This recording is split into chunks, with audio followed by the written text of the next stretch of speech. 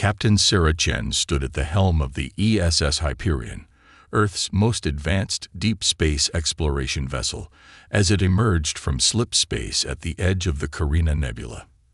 The ship's quantum sensors had detected something unprecedented, oscillating energy signatures that defied natural explanation. But what they found exceeded every expectation and protocol in the First Contact Handbook. A civilization was dying. The holographic display showed a verdant world, Meridia Prime, surrounded by the burning wreckage of what must have been an impressive orbital defense network.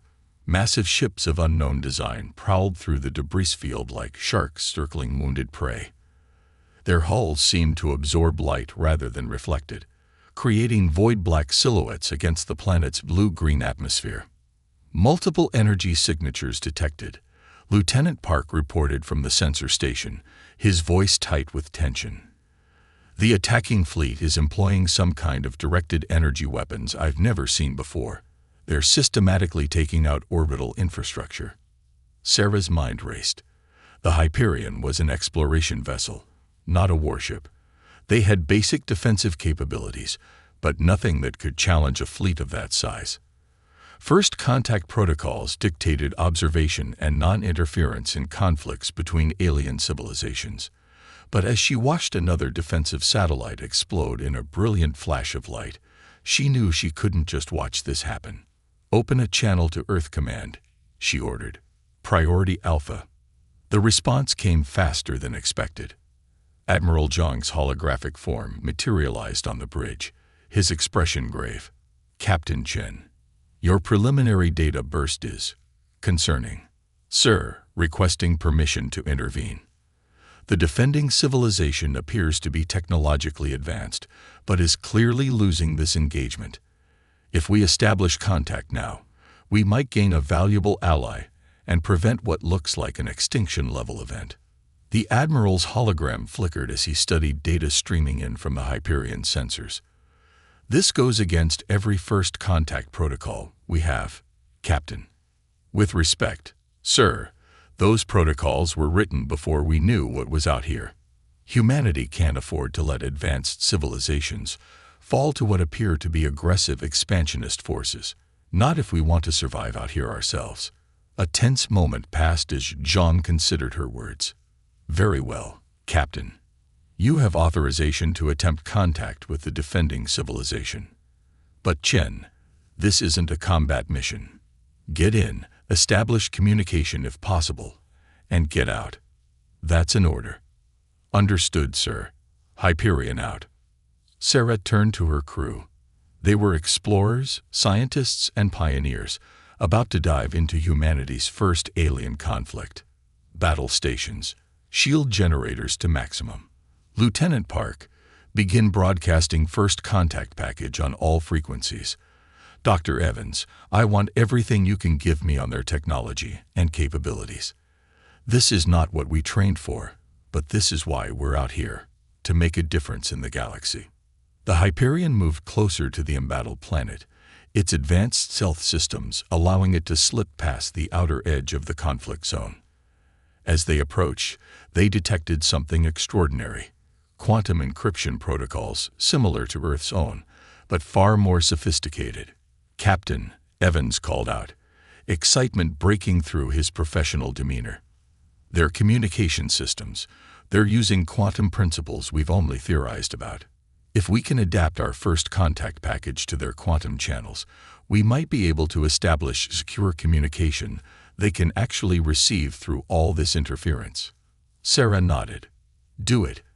And prepare our defense systems. Something tells me we're going to need them."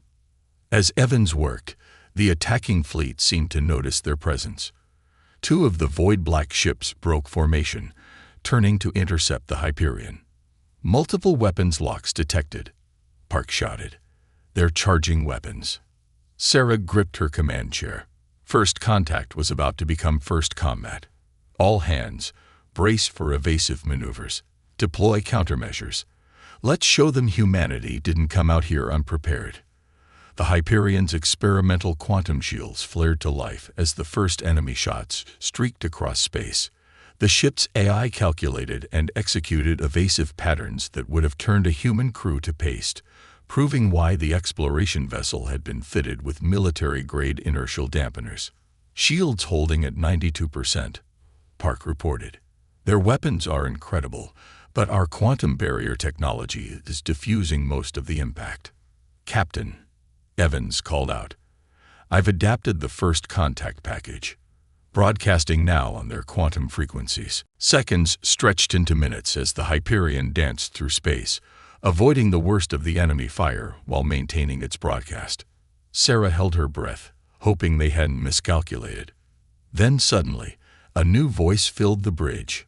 Melodious, almost musical, but carrying clear urgency. Unknown vessel, this is Central Defense Command of Meridia. Your assistance is unexpected, but welcome. We are transmitting tactical data now. Please, help us save our world. Sarah allowed herself a small smile. First contact achieved, though hardly in the way anyone had imagined. This is Captain Sarah Chen of the Earth ship Hyperion. We stand ready to assist. Send your data. As tactical information began flowing between the ships, Sarah knew this was just the beginning. Humanity had just stepped onto a much larger stage, and their first role would be as defenders of a civilization on the brink. The real question was, what had they gotten themselves into? The Hyperion's bridge had transformed into an impromptu war room within hours of first contact. Holographic displays showed the desperate situation around Meridia Prime in stark detail, while a delegation of Meridian officials stood among the human crew, their tall, crystalline-like forms catching the light in mesmerizing ways. Chief Scientist Lyra, the Meridian's lead representative, gestured at a cluster of enemy vessels with a graceful, multi-jointed hand. The Shadow Fleet has already destroyed our outer defense grid. Our remaining planetary shields will fail within days.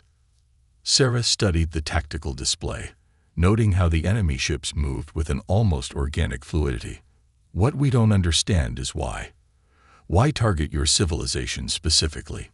They seek our quantum consciousness technology. Lyra's voice carried a harmonic undertone of distress. We've developed ways to transfer consciousness through quantum networks. The Shadow Fleet believes this technology would allow them to achieve effective immortality. Dr. Evans, who had been quietly analyzing the Meridian technical data, looked up sharply. That's why their ships absorb energy. They're using some kind of quantum vampirism to drain power from their targets. Correct, Lyra confirmed. Our defensive technologies rely heavily on energy projection. Against their absorption capabilities, we've been fighting a losing battle.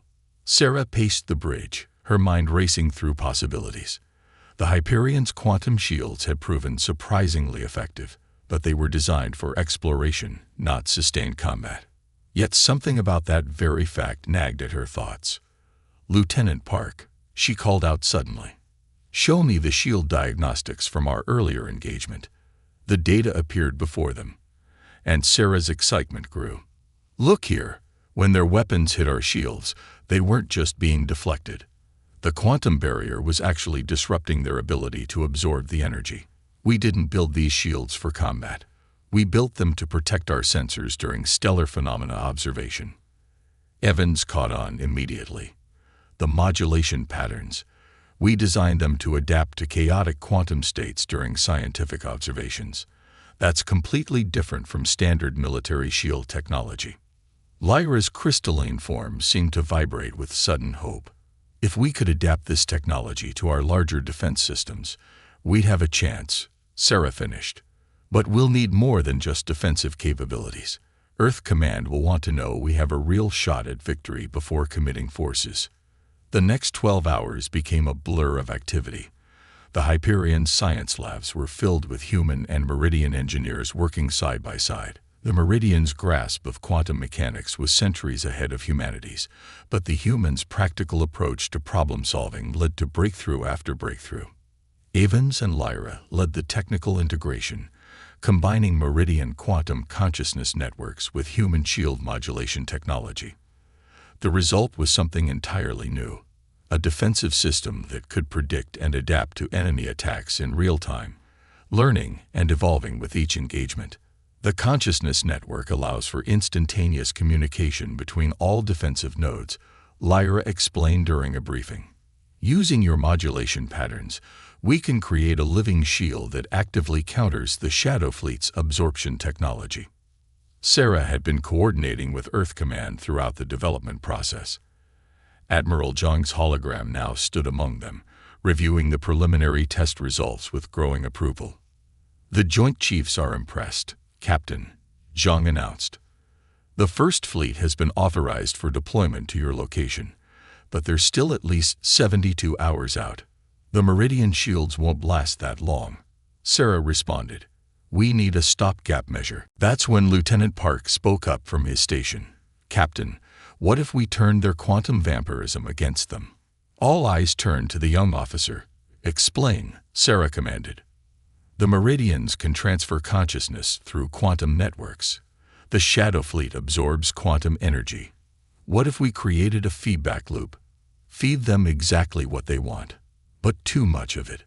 Lyra's crystalline form pulsed with excitement. Yes, we could create a quantum consciousness cascade. When their ships attempt to absorb it, they'd effectively choke on it, Evans finished. But we'd need an enormous amount of processing power to generate a convincing consciousness stream. Sarah turned to the Admiral's hologram. "Sir, requesting permission to upload the Hyperion's AI into the Meridian quantum network. Combined with their consciousness technology, it might be enough to create a convincing lure." Zhang's expression was grim. "You're talking about using our most advanced AI as bait, Captain. If anything goes wrong, if we do nothing, Meridia falls before reinforcements arrive," Sarah countered. "Sometimes the biggest risks carry the highest rewards. That's what exploration is all about." The Admiral was quiet for a long moment. "Do it. But Captain, make it count." As the transmission ended, Sarah looked around at the assembled humans and Meridians. In less than a day, they had accomplished what neither civilization could have done alone. Now they were about to attempt something unprecedented, using the Hyperion's AI to create a quantum consciousness trap for the Shadow Fleet. "Begin the upload sequence," she ordered. "Let's show them what happens when they underestimate humanity's capacity for innovation and the power of cooperation." The Hyperion's AI core pulsed with new energy as it interfaced with the Meridian quantum network. On the tactical display, the Shadow Fleet continued their relentless advance, unaware that their greatest strength was about to become their ultimate weakness. Sarah watched the preparations with a mix of pride and apprehension. They were about to change the rules of engagement in ways neither side could have anticipated. The real question was, would it be enough to buy time for Earth's reinforcements to arrive? The Hyperion's AI spoke through the quantum network, its voice resonating with newfound depth after merging with Meridian consciousness technology. "Integration complete, Captain. The quantum consciousness stream is ready for deployment." Sarah Chen stood at her command station, watching the tactical display as the Shadow Fleet continued their methodical advance toward Meridia Prime's inner defense perimeter. They had one shot at this. If their plan failed, the planet's remaining shields would collapse long before Earth's reinforcements could arrive. "All stations, report readiness," she commanded. "Engineering ready," Evans responded. "Quantum stream modulators at full capacity." "Tactical ready," Park added. Shield harmonics aligned with Meridian defense grid. Lyra's crystalline form pulsed with subtle light as she monitored the consciousness network. "The quantum matrix is stable. We can begin transmission at your order, Captain." Sarah took a deep breath. They were about to attempt something unprecedented in human or Meridian history, using an artificial consciousness as a weapon against ships that fed on quantum energy. "Initiate Operation Starbreak. Begin consciousness stream broadcast." The effect was immediate. The Hyperion's AI, amplified through the Meridian quantum network, began broadcasting a massive quantum consciousness signature. To the Shadow Fleet sensors, it must have appeared like a feast. the combined mental energy of thousands of beings, ripe for absorption. Multiple enemy ships altering course. Park reported, excitement creeping into his voice. They're taking the bait.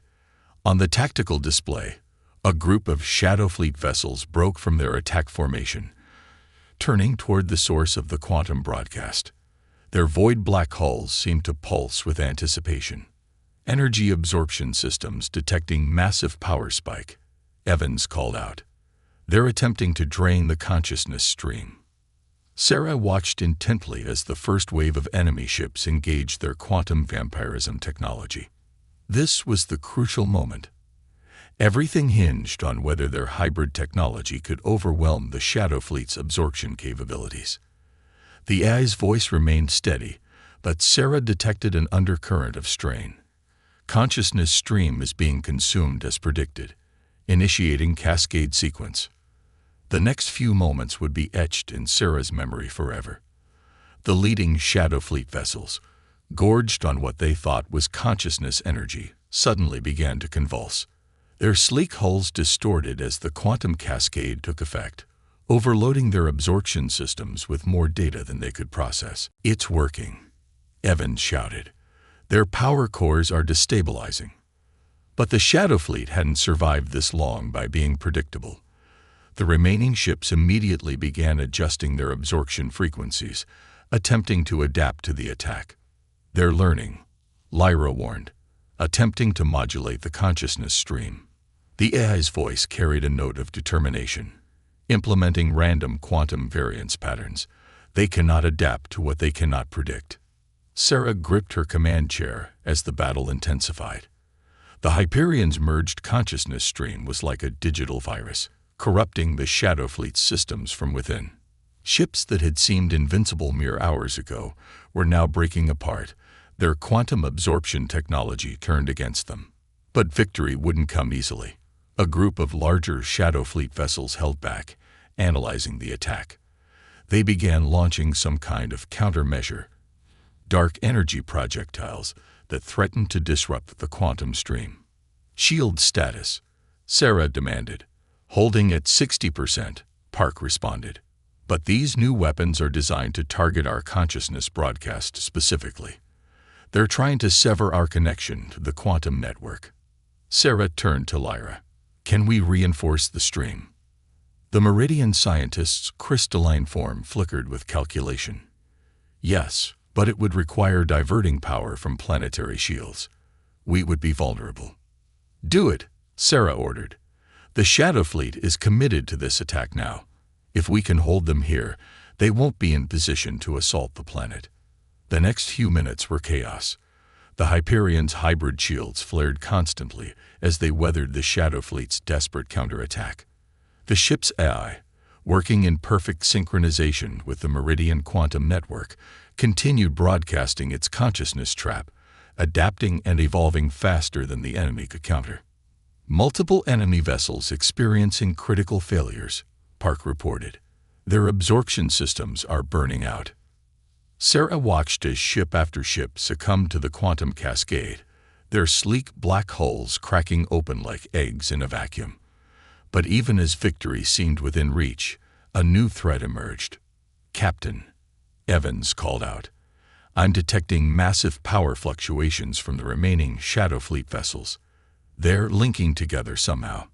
The tactical display showed the truth. The surviving enemy ships were combining their absorption fields, creating a massive counterpulse that threatened to overwhelm their defenses. "AI status," Sarah demanded. The AI's response came with noticeable strain. "Consciousness stream stability at 30% and falling. They are attempting to trace the stream back to its source. If they succeed, they could potentially corrupt both the Hyperion systems and the Meridian quantum network." Sarah faced a commander's worst nightmare. Success within reach, but at the potential cost of everything they'd fought to protect. The Shadow Fleet's desperate gambit could not only destroy the Hyperion, but potentially corrupt the entire Meridian consciousness network. "Time for one last human innovation." "New plan," she announced. "Instead of fighting their traceback attempt, let's give them exactly what they want. but on our terms. AI, prepare to execute consciousness stream inversion on my mark. Evans looked up sharply. Captain, that could destroy the AI core. Better than letting them corrupt the entire network. Sarah's voice was firm. Sometimes victory requires sacrifice. Ready on my mark. The merged consciousness of human AI and Meridian quantum technology hung in the balance as the Shadow Fleet launched their final assault. Everything would come down to this one moment, and whether humanity's desperate gambit would prove brilliant or disastrous. The space around Meridia Prime had become a quantum battlefield where the laws of physics themselves seemed to bend under the strain of competing technologies. Captain Sarah Chen's voice cut through the chaos on the Hyperion's bridge. Execute consciousness stream inversion. Now. The ship's AI, merged with Meridian quantum technology, didn't hesitate.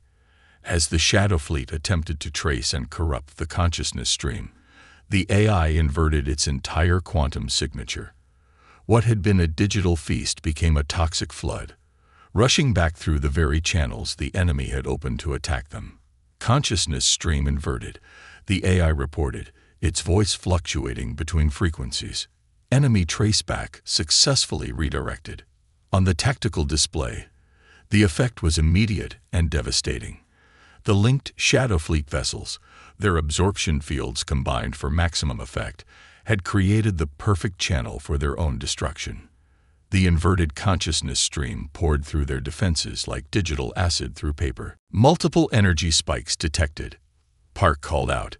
Their linked absorption field is collapsing.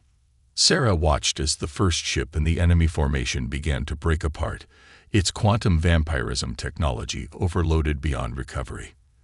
The failure cascaded through their linked network, each vessel's destruction triggering the next in a chain reaction of exponential chaos. But victory came with a price. Core temperature critical, Evans reported, his hands flying over his console. The inversion process is burning through our quantum buffers. The Hyperion shuddered as its systems struggled to contain the backwash of quantum energy. On a nearby holographic display, the image of the AI flickered and distorted, its voice becoming increasingly fragmented. See consciousness stream maintaining coherence, it reported. But core systems are fragmenting. I cannot maintain integration with the Meridian network. Lyra's crystalline form pulsed with alarm. The quantum feedback is threatening to overwhelm our consciousness network. If it collapses, we'll lose our planetary defense grid. Sarah's mind raced. They were so close to victory, but it would mean nothing if they lost both the Hyperion's AI and Meridia's defensive capabilities in the process. They needed a way to safely discharge the quantum overflow. But where? Then she saw it. The debris field from the destroyed Shadow Fleet vessels was creating unusual energy patterns in space. The enemy ships, she said suddenly. Their absorption technology is still partially active in the wreckage. Evans, can we redirect the quantum feedback into those fragments? The science officer's fingers flew across his console as he ran the calculations. Yes, their absorption systems are designed to handle massive energy inputs, if we can channel the feedback through the debris field. It would act as a natural dampener, Lyra finished, her crystalline form brightening with understanding. The fragments would absorb and dissipate the excess energy safely. Do it, Sarah ordered. AI, begin power transfer to the debris field.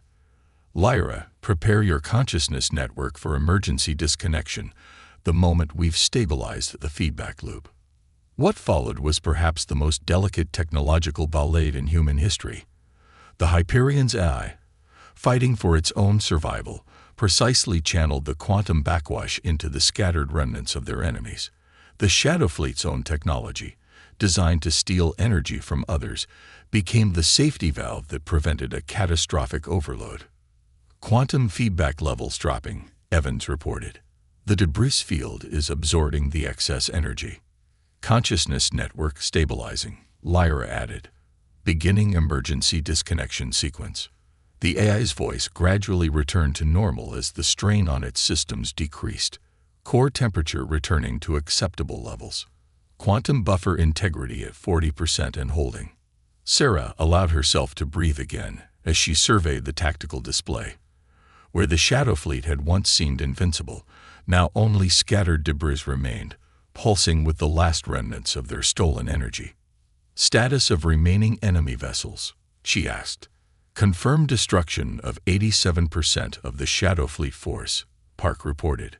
Remaining vessels are in full retreat, jumping to FTL at maximum speed.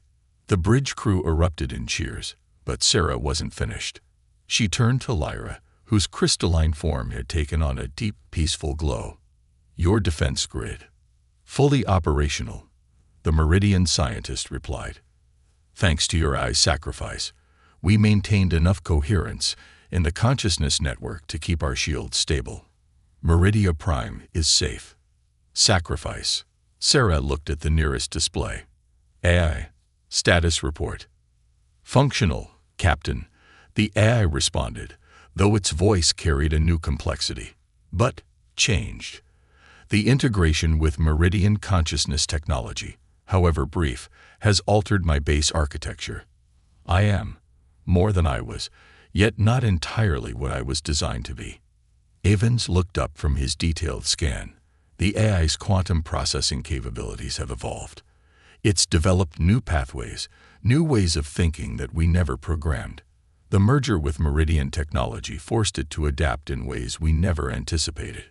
Sarah nodded slowly. Evolution through adversity. It was perhaps the most human trait of all. Sometimes the greatest discoveries come from our desperate moments, she said. The question is, what do we do with them? Before anyone could respond, a new alert sounded. Multiple contacts arriving. Park announced. Reading Earth signatures. It's the First Fleet. The massive form of Earth's primary battle fleet emerged from slip space, their arrival now more a confirmation of victory than a desperate rescue.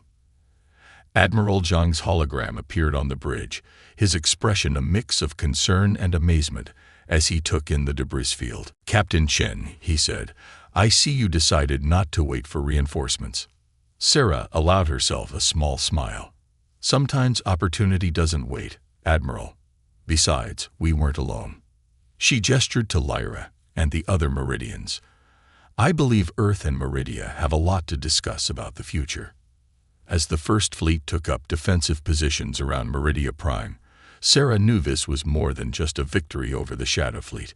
Humanity had proven itself on the galactic stage, not through overwhelming force, but through innovation, cooperation, and the willingness to risk everything to save others.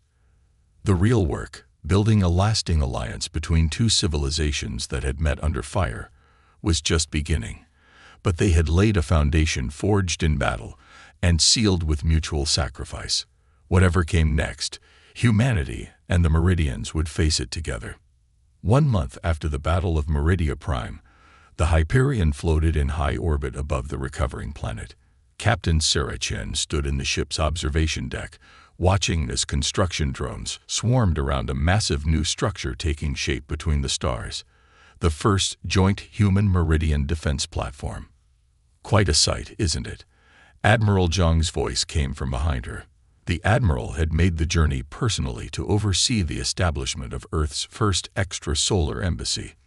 More than the structure itself, Sarah replied, turning to face her superior. It's what it represents. 1 month ago, we didn't even know the Meridians existed. Now we're building a future together. The Admiral nodded, moving to stand beside her at the viewport. The Joint Chiefs are still processing your after-action reports. The implications of what happened here. They're revolutionary, to say the least. Sarah knew what he meant.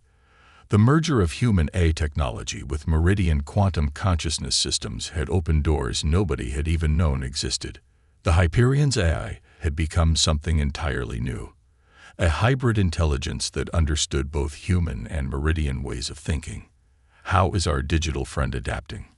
Zhang asked, as if reading her thoughts. Better than anyone expected, Sarah replied. The AI has maintained its core directives and loyalty, but its perspective has expanded dramatically. It's helping bridge the gap between our different approaches to technology. The Meridians think in quantum consciousness networks. We think in discrete digital systems. The AI now understands both. Their conversation was interrupted by the arrival of Lyra, her crystalline form now a familiar sight on the Hyperion. Captain, Admiral, the final calibrations for the defense platform are ready for your review. The platform represented the first fruit of their alliance, a defensive system that combined human shield modulation technology with Meridian quantum consciousness networks.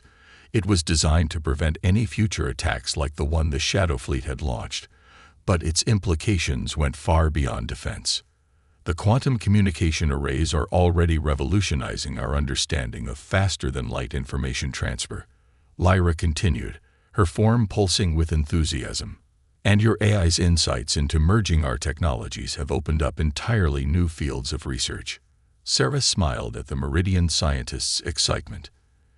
In the weeks following the battle, Lyra had become the primary liaison between human and Meridian scientific teams. Her ability to grasp human concepts and explain Meridian technology had proven invaluable. "What about the Shadow Fleet?" Zhang asked, his expression growing serious. "Any sign of them regrouping?" "Our long-range quantum sensors haven't detected any significant activity," Lyra responded. "But more importantly, we've been sharing our sensor data with other civilizations in nearby systems. The Shadow Fleet's defeat here has inspired a level of cooperation we've never seen before." Sarah turned back to the viewport, watching as a human shuttle docked with a Meridian vessel. The sight of the two different designs working in perfect harmony still filled her with wonder. "We've received requests from 17 Earth colonies for joint defense platforms," Zhang added. "And the Meridian Council has approved sharing their quantum consciousness technology with us, under proper safeguards. It's the beginning of a true partnership. And something more," Sarah said softly. "We've proven that different species, different ways of thinking, can come together and create something greater than either could achieve alone. The Shadow Fleet sought to exploit differences, to drain others for their own gain. We showed there's another way." The Hyperion's AI chose that moment to join the conversation, its voice coming through nearby speakers with its new, more nuanced tones.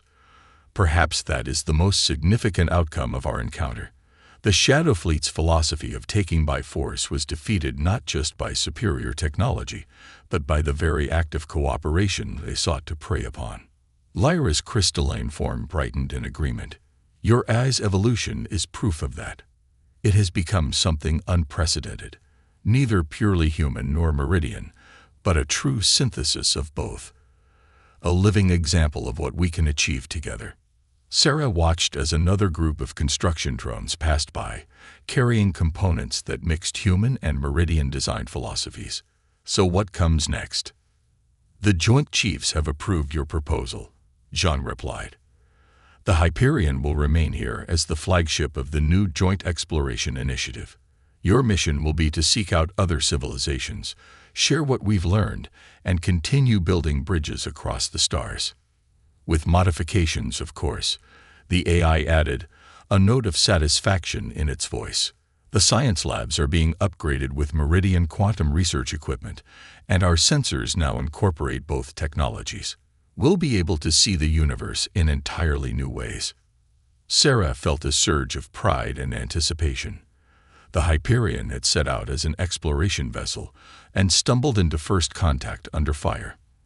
Now it would return to its original mission, but with new purpose and capabilities born from that crucible. "The first joint human Meridian crew assignments have been approved," Lyra announced. "Many of my people are eager to explore alongside humans. Your reputation for innovation and adaptation has made quite an impression, as has your mastery of quantum mechanics and consciousness technology," Zhang countered diplomatically. "Together, we're stronger than either of us alone." Sarah nodded, thinking of all they had discovered in the past month. Human ingenuity and determination, combined with Meridian wisdom and advanced quantum science, had not only defeated a powerful enemy, but opened up new frontiers of possibility. "One thing is certain, she said, watching as the defense platform's quantum shields flickered to life for the first time, creating a protective barrier that represented the best of both civilizations. The galaxy will never be quite the same after this. The A's response carried a hint of what might have been humor. Change is the only constant, Captain. But when change is guided by cooperation rather than conflict, even the void between stars becomes a bridge rather than a barrier. As if to emphasize the point, a group of Meridian ships passed by in formation with Earth vessels, their different designs complementing each other perfectly. They were no longer two civilizations who had met by chance in a moment of crisis, but partners forging a new path among the stars.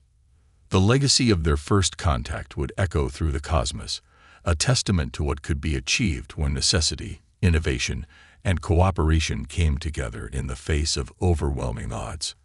And somewhere out there, new adventures and discoveries awaited. Not for humans or Meridians alone, but for both, together. The overconfident assault. The vast emptiness of space stretched out before the Zarkonian battle cruiser, its sleek, obsidian hull gleaming under the light of distant stars. Commander Vexlor stood on the bridge, his 4 eyes narrowed as he studied the holographic display before him. A small blip pulsed steadily, representing their target. A lone human vessel drifting through the outskirts of the Orion Arm. Status report. Vexlor barked, his mandibles clicking with anticipation. His second-in-command, Sub-Commander Zarek, quickly responded. All systems are primed. Commander, weapons are charged, and our stealth field is operating at maximum efficiency. The human vessel remains unaware of our presence. Vexlor nodded, a surge of pride swelling in his thorax. The Zarkonians had long considered themselves the apex predators of the galaxy. Their technology was unmatched, their military might unquestioned. The emergence of humanity on the galactic stage had been met with dismissive amusement by the Zarkonian High Command. These primitive beings, barely out of their planetary cradle, were seen as little more than a curiosity, perhaps useful as a source of labor or resources, but certainly no threat to Zarkonian dominance. Prepare for the assault, Vexlor commanded. Remember, we want to disable their ship, not destroy it. The High Command desires specimens for study. As his crew bustled about, making final preparations, Vexlor allowed himself a moment of reflection. This mission was more than just a simple raid. It was to be a demonstration of Zarkonian superiority. By effortlessly overwhelming a human vessel, they would prove once and for all that these upstart beings were no match for the might of the Zarkonian Empire. The human ship grew larger on the view screen, its design a stark contrast to the sleek lines of the Zarkonian cruiser. It was bulky, seemingly patchwork in its construction, with no discernible aesthetic appeal. Vexlor scoffed inwardly at the primitive design. How could such an ungainly vessel hope to stand against the pinnacle of Zarkonian engineering? Offensive systems online, the weapons officer reported. Targeting solutions locked. Vexlor raised a clawed hand. Fire the warning shot.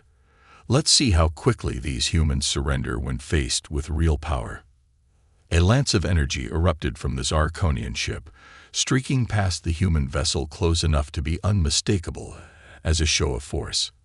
Vexlor waited, expecting to see signs of panic or an immediate transmission begging for mercy.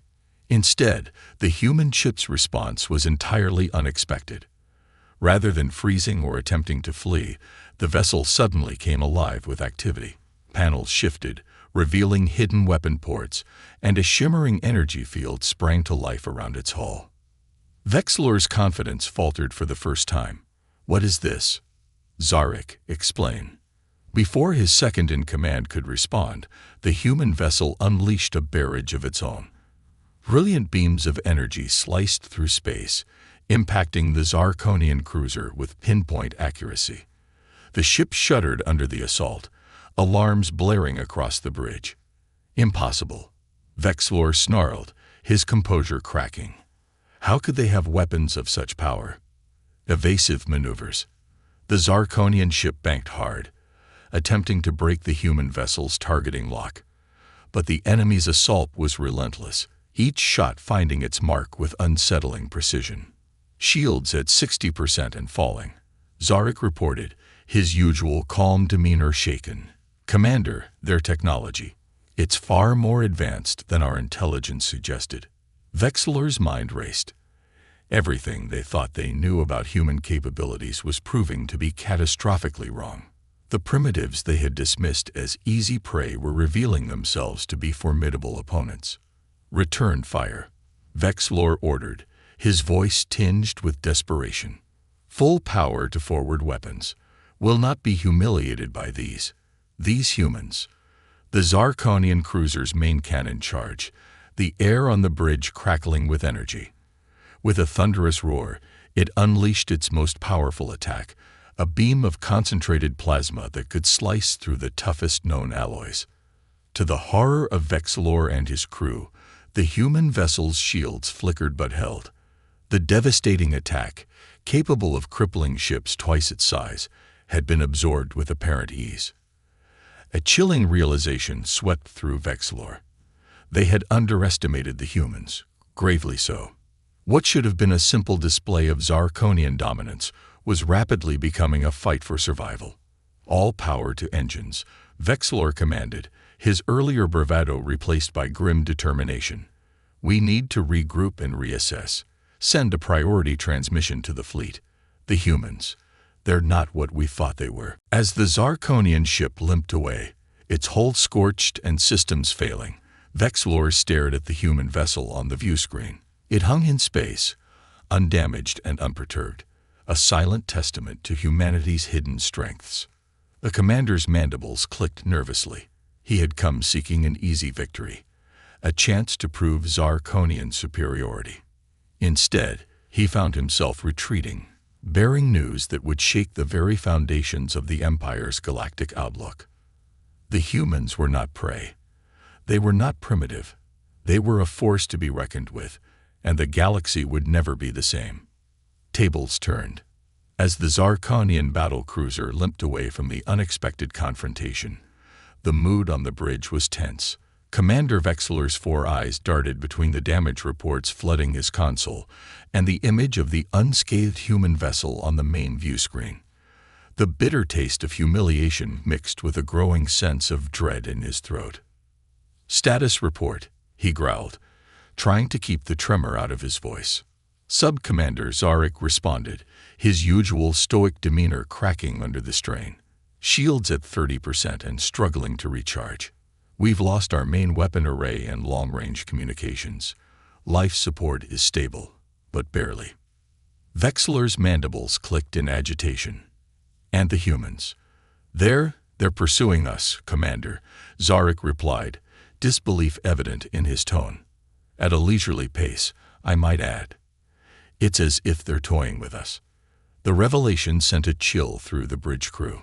The hunters had become the hunted, and the prey was in no hurry to finish them off. Suddenly, the ship's systems flickered, and a new alert blared across the command consoles. Zarek's eyes widened in alarm. "Commander, we're detecting an unknown energy signature. It's coming from inside our ship." Before Vexilor could respond, a shimmering field of energy materialized in the center of the bridge. The Zarkonians watched in stunned silence as the field coalesced into a humanoid shape. Within moments, a human stood before them, encased in a sleek exosuit that hummed with power. "Greetings," the human said, its voice translated through an advanced vocoder. "I am Captain Elena Chen of the Earth Confederation vessel, Curiosity. I believe we have some matters to discuss." Vexilor's mind reeled. Teleportation technology. Through their shields, it was supposed to be impossible, and yet here stood living proof of human ingenuity. How dare you board my vessel?" Vexilor sputtered, trying to maintain some semblance of authority. "This is an act of war." Captain Chen tilted her head, the gesture somehow conveying amusement even through her opaque helmet.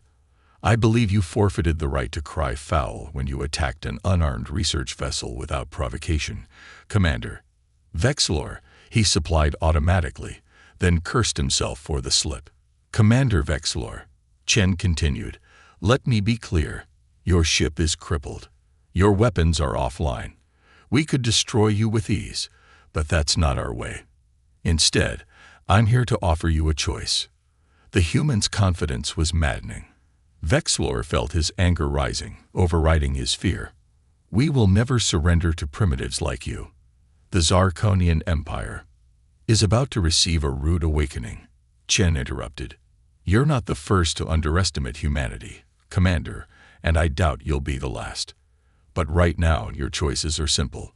Stand down and accept our terms, or force us to disable your vessel entirely." As if to emphasize her point, the lights on the bridge flickered again.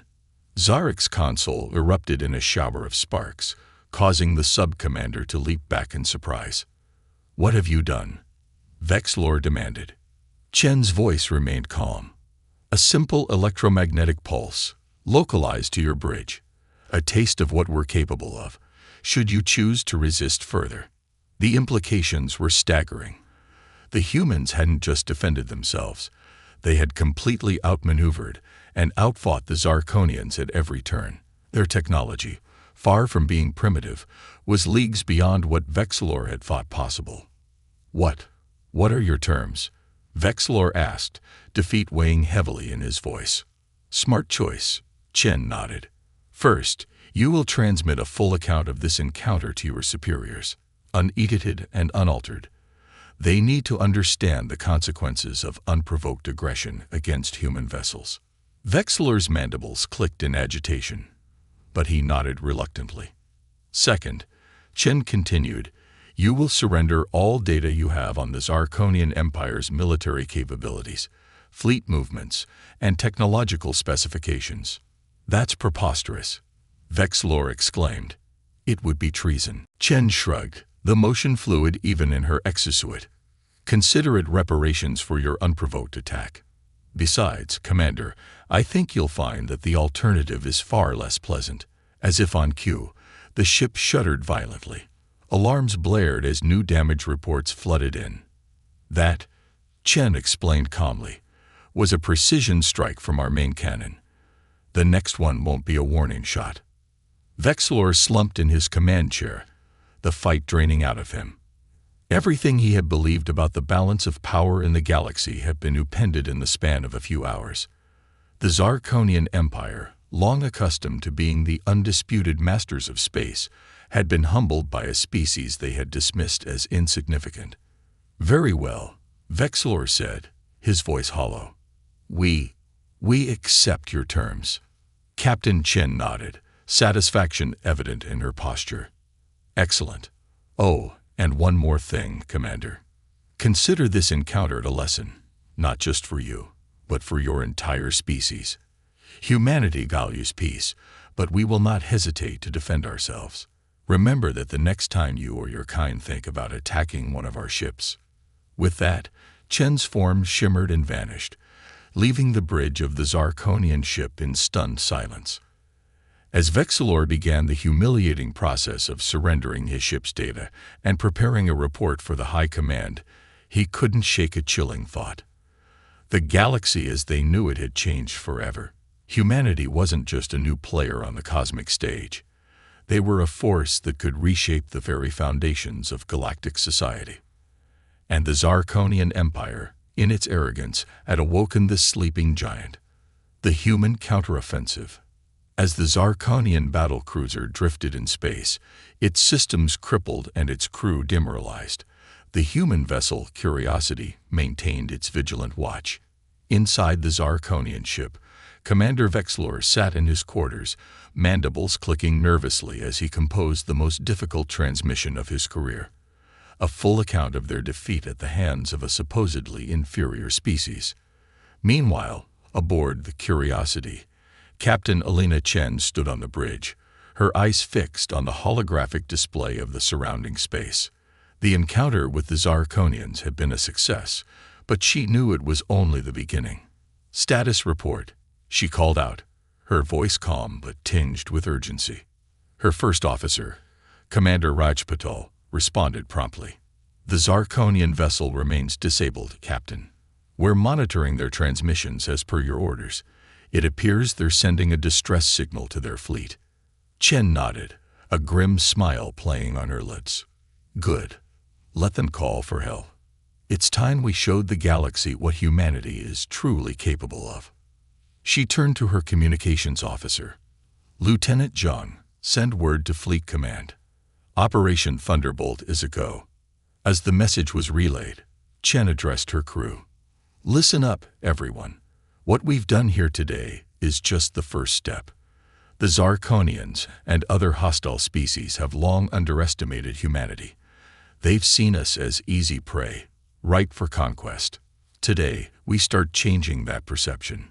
The bridge crew listened intently, a mix of determination and anticipation on their faces.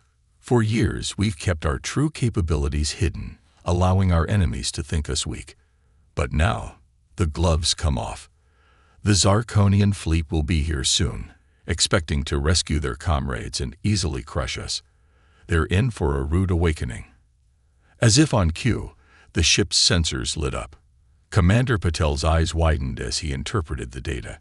Captain, multiple hyperspace signatures detected. It's the Zorathian fleet. At least 20 warships incoming. Chen's smile grew wider. Right on schedule. Activate the quantum entanglement communicator. It's time to spring our trap.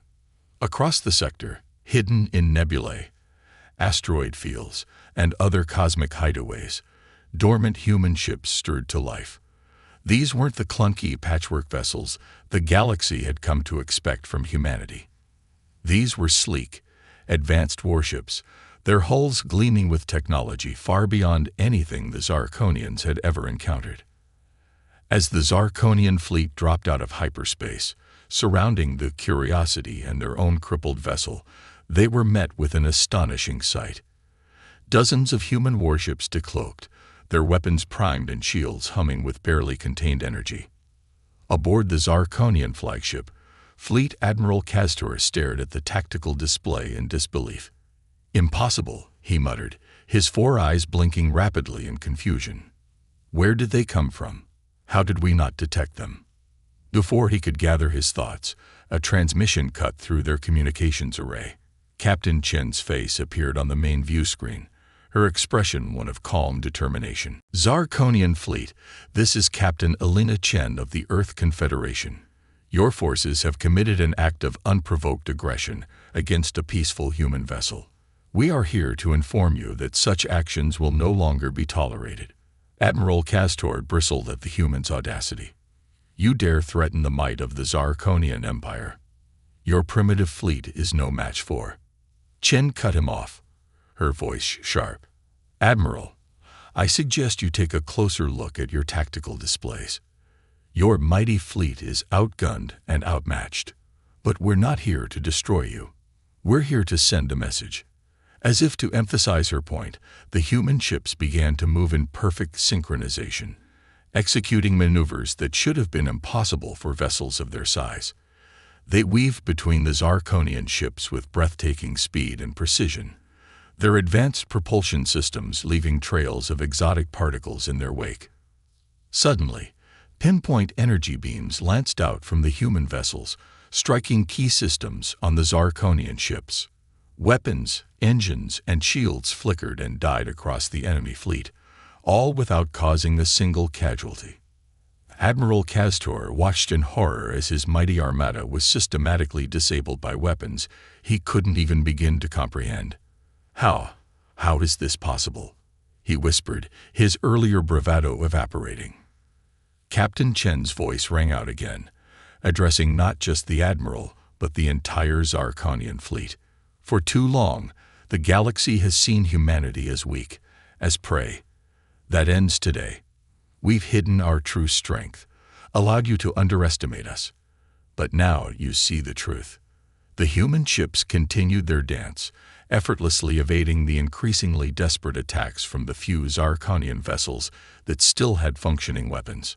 We possess technology you can't imagine, Chen continued.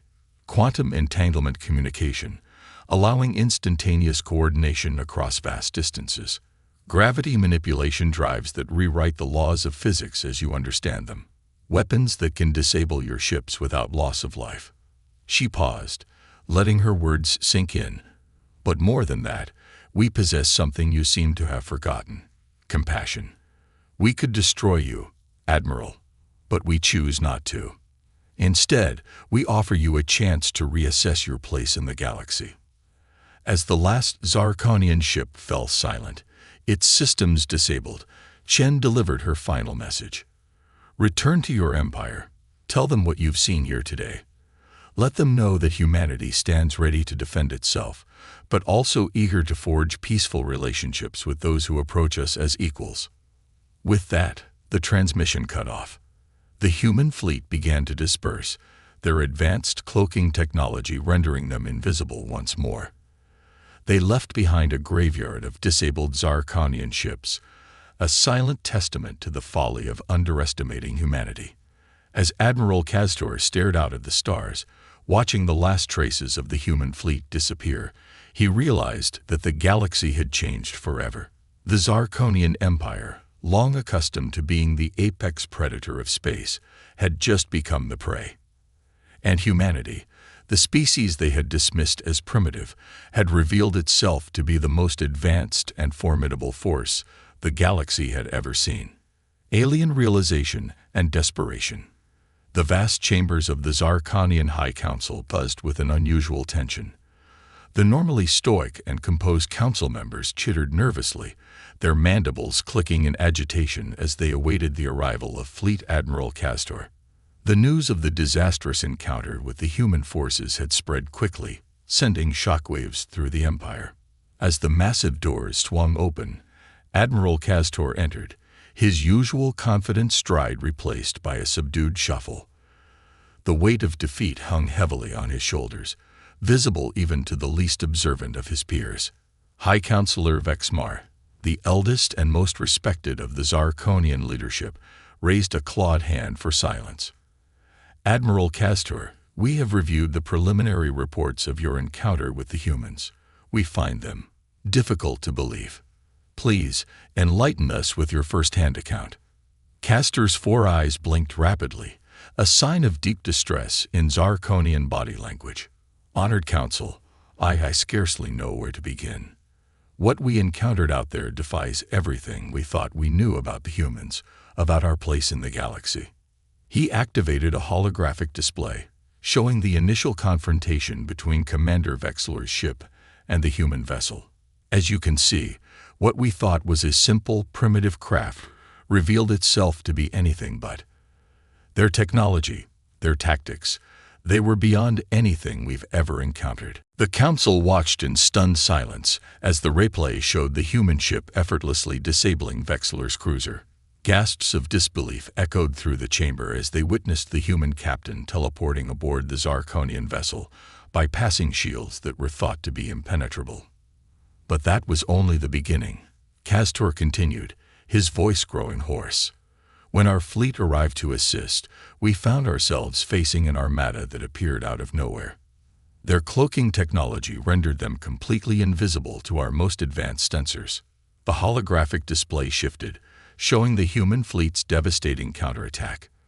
The Council members watched in horror as their mighty warships were systematically disabled by weapons they couldn't comprehend. They could have destroyed us utterly, Castor said, his voice barely above a whisper. But they chose not to. They disabled our ships with surgical precision, without a single casualty on our side. And then, they simply vanished. High Counselor Vraxx leaned forward, his ancient eyes narrowing. Admiral, are you suggesting that the humans have been concealing their true capabilities all this time? That they've allowed us to believe them weak and primitive? Castor nodded solemnly. That is precisely what I'm saying, Honored Counselor. We've been playing a game whose rules we didn't understand, against an opponent we gravely underestimated. The council chamber erupted into chaos, with members arguing fiercely about the implications of this revelation. Some called for immediate mobilization of the entire Zarkonian fleet, while others advocated for a complete withdrawal from human-controlled space. Amidst the cacophony, a younger council member named Zorath rose to speak. Honored colleagues, please, We must consider our options carefully. If the humans possess the technology we've seen today, a direct confrontation would be suicide. Vexmar silenced the room with a gesture. Counselor Zareth speaks wisely. We cannot hope to match the humans in open warfare, but neither can we allow this humiliation to stand. Our empire's reputation, our very way of life, is at stake. Admiral Castor cleared his throat. If I may, honored council, the human captain, before departing, extended an invitation of sorts. She spoke of their willingness to forge peaceful relationships with those who approach them as equals. A ripple of murmurs passed through the chamber. The concept of treating any species as equals was foreign to the Zorathians, who had long seen themselves as the pinnacle of galactic civilization. Vexmar's eyes narrowed. You suggest we negotiate with them. Treat with these upstart humans as though they were our peers. Castor's mandibles clicked nervously. I suggest, honored counselor, that we have little choice. We've seen but a fraction of their capabilities, and it far exceeds our own. If we persist in treating them as inferiors, I fear the consequences would be severe. The council chamber fell into a tense silence as the reality of their situation sank in. The Zarkonian Empire, for the first time in its long history, found itself in a position of weakness. Their assumptions about their place in the galaxy, their belief in their own superiority, had been shattered in a single decisive encounter. Vexmar's voice, when he finally spoke, was heavy with the weight of history. It seems, my fellow Zarkonians, that we stand at a crossroads. Our empire has endured for millennia, but never have we faced a challenge quite like this. The humans have shown us that the galaxy is far more complex, far more wondrous and terrifying than we ever imagined. He paused, his ancient eyes scanning the faces of his fellow council members. We must adapt, or we will perish. The age of Zarkonian dominance may be at an end, but perhaps a new age of cooperation and mutual understanding can begin. As the council debated long into the night, wrestling with decisions that would shape the future of their species, a sense of both dread and excitement permeated the air. The galaxy they knew had changed forever, and the Zarkonians found themselves facing a future they could never have imagined. Out among the stars, humanity waited, ready to reshape the cosmic order in ways that would echo through the ages. Aftermath and reflection. 6 standard galactic months had passed since the fateful encounter between the Zarkonian Empire and the human forces. The grand halls of the Galactic Concordat, a neutral space station designed for interspecies diplomacy, buzzed with activity. Representatives from dozens of alien races moved through the corridors, their conversations a cacophony of clicks, whistles, and translated speech. At the center of it all, in the main conference chamber, sat an unlikely pair. High Counselor Vexmar of the Zarkonian Empire and Captain Alina Chen of the Earth Confederation. They were surrounded by a mix of human and Zarkonian diplomats, all working tirelessly to hammer out the details of a historic peace accord. Vexmar's aged eyes studied Chen carefully. I must admit, Captain, when you first extended this invitation for peaceful negotiations, I was skeptical. Our people have never been ones for diplomacy. Chen smiled, a gesture she had learned was not threatening to Zarkonians. Change is never easy, High Counselor, but it's often necessary. I believe this accord will benefit both our peoples immensely. As they spoke, holographic displays flickered around them, showing the terms of their agreement. Trade routes were being established, cultural exchange programs initiated, and most importantly, a non-aggression pact that would ensure peace between their species for generations to come. Vexmar clicked his mandibles thoughtfully. Tell me, Captain Chen, why did your people hide their true capabilities for so long?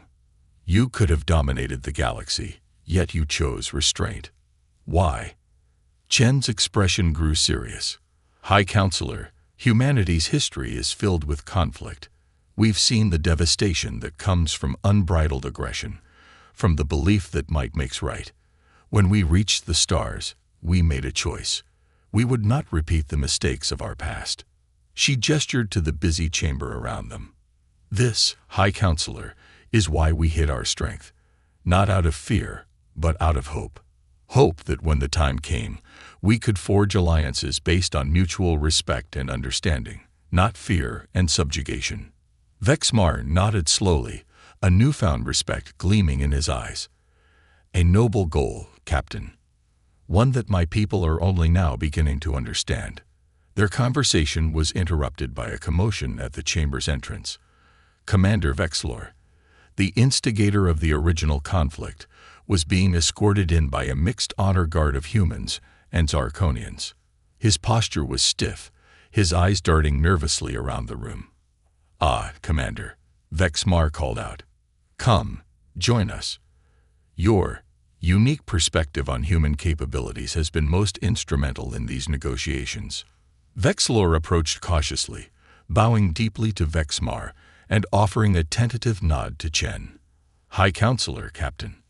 I am honored to be here." Chen regarded him with a mix of amusement and sympathy. "Commander Vexlor, I hope you found your time working with our diplomatic corps enlightening." Vexlor's mandibles clicked rapidly, a sign of embarrassment. "Indeed, Captain. I've learned more in these past months than in all my years of military service. The depth of human culture, your scientific achievements, I was blind to it all before." "As were many of us," Vexmar added, his tone carrying a hint of regret. "But that is the past. We look now to the future, a future of cooperation and mutual growth."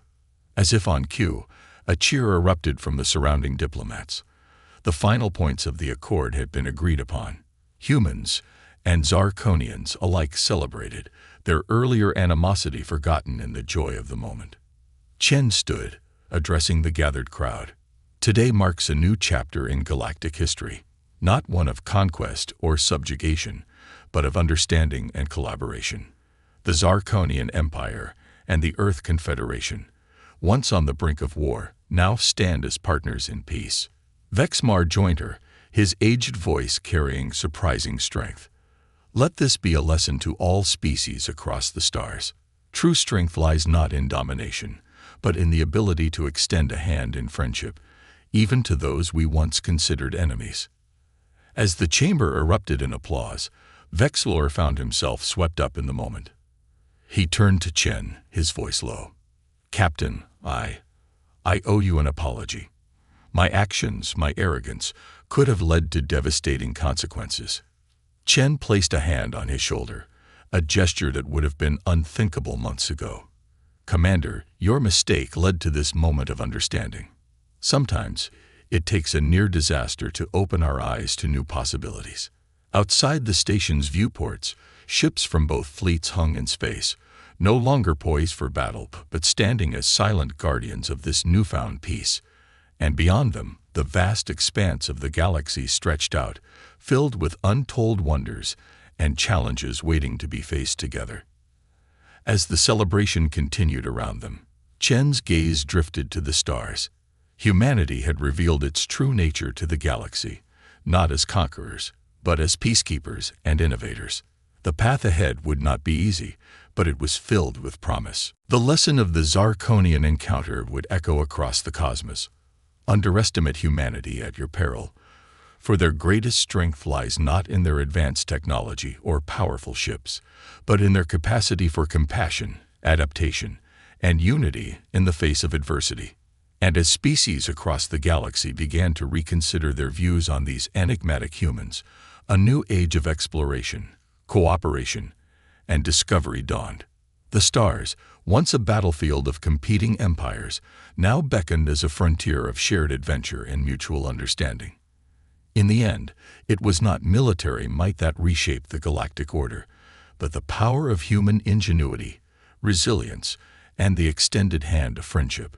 The galaxy would never be the same, and for once, change brought not fear, but hope for a brighter future among the stars.